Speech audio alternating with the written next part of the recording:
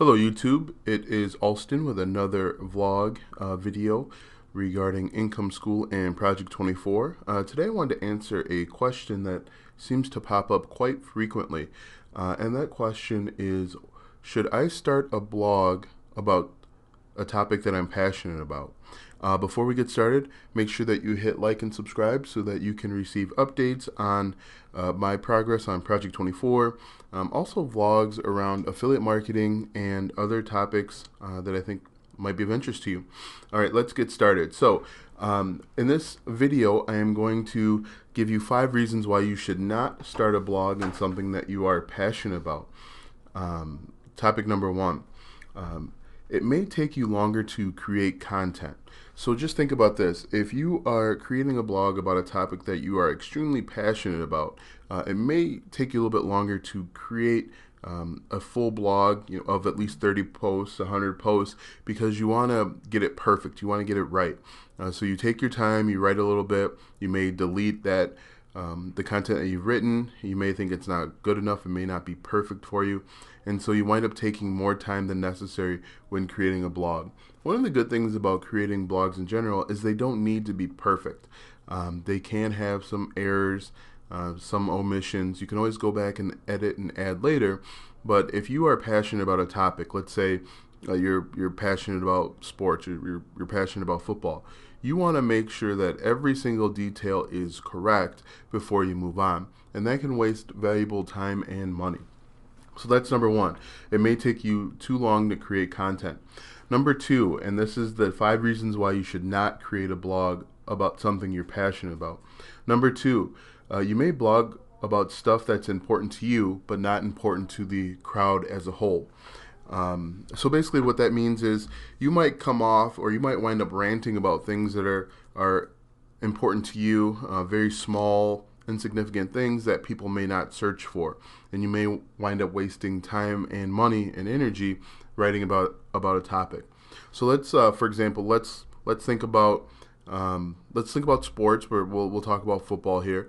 If you are a sports fan, if you're interested in football, you may spend 1,500 words. You may do a YouTube video blogging or vlogging about the first down marker displaying on the TV. Why is it green or why is it yellow? In reality, not many people will probably Google search that or use a search engine to look up that information, and you may come off just ranting.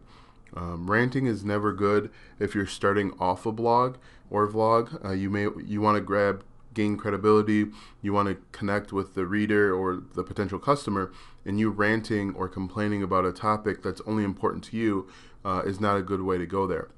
Now let's say you have created a 100, 200 blog website, and then you want to go back and you want to rant or scream about a topic.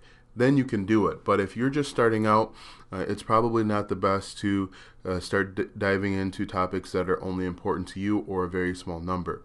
You want to make this as widely available as possible, and to do that you want to make sure that you're covering topics that lots of people care about, not just you and maybe your friends or family.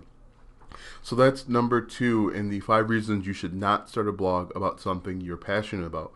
Number 3, you may assume a certain level of knowledge. And this can be problematic when you're starting off a blog and you want to cast a wide net. You want to show people that you know what you're talking about. You have a foundational level of understanding. It can be problematic, that you just assume the reader knows certain things, or you're saying, as I've mentioned in other posts, I'm actually guilty of that as well. In some of my posts, I do write, as I related to earlier, but you have to assume that whenever the reader lands on the page, this is the first time and possibly the last time that they're landing on the page. So you want to make sure that you're not assuming that your reader or potential customer has a higher or as high level of knowledge as you have. Another example, going back to sports and football, you may make the assumption that they already know, that the reader already knows that you need to get 10 yards to get first down. First down is how you move the football. Sometimes you have to go back and really explain that information so that the reader so that everyone starts off on the same page. It may seem redundant, but that might be the difference between you and another blog. You're really trying to connect or reach out to the reader. So that is number 3. You may assume a level of knowledge that the reader does not have. And again, this is the 5 reasons why you should not start a blog in something you're passionate about. All right, number 4, you may attempt perfection. This does relate a little bit back to number 1, but one of the problems is when you're creating a blog, and you don't have to be perfect. There isn't a need to get everything exactly right. Again, you are doing you're taking on a tough task of entering in the marketplace or entering a niche that's probably competitive. Being perfect will always take longer. A 90% on a test is still an A. A 92% on a test is still an A. Going for that 100% may not make that big of a difference in the grand scheme of things. Now, this obviously will vary depending on the niche. If you are writing or blogging about chemistry, then you probably want to be 100%. But in most blogs, or even math, but in most blogs, you don't need to be 100%. You can get that 90 or 92. A few spelling errors here and there is not a deal breaker, as long as it's not in like the first couple paragraphs. Most readers won't even catch them. They'll just read right past it. So one of the issues, or one of the things that will hold you back, is you are attempting perfection. And so that was number 4 of the 5 reasons you should not start a blog in something that you're passionate about. And the 5th one, it may become too personal. One of the issues that I'm sure you've stumbled across once, if you've searched anything online or if you watched a few YouTube videos, is it becomes personal. It's no longer about the topic. You say, again, you're writing about football. Actually, sports is a huge one. You'll see sports writers and even sports bloggers, they take everything personally. If a commenter has feedback or a counter argument to an argument that has been laid out, you'll see that writer or blogger feel like it's a personal attack when it could just be constructive criticism. And so that's one thing that you want to definitely make sure that you look out for, because you can lose credibility.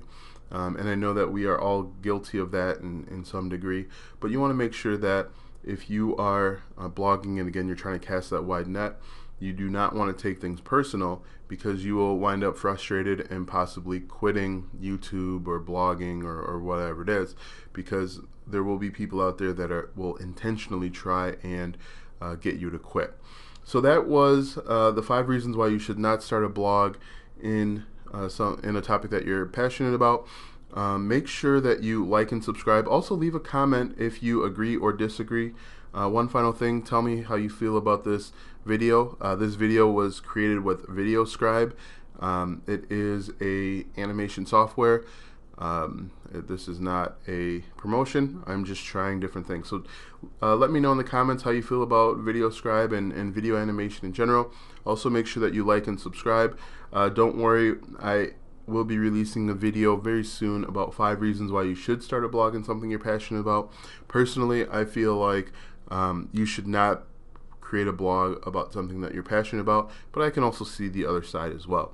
So make sure that you go ahead and like and subscribe and check out some of my other videos regarding Income School.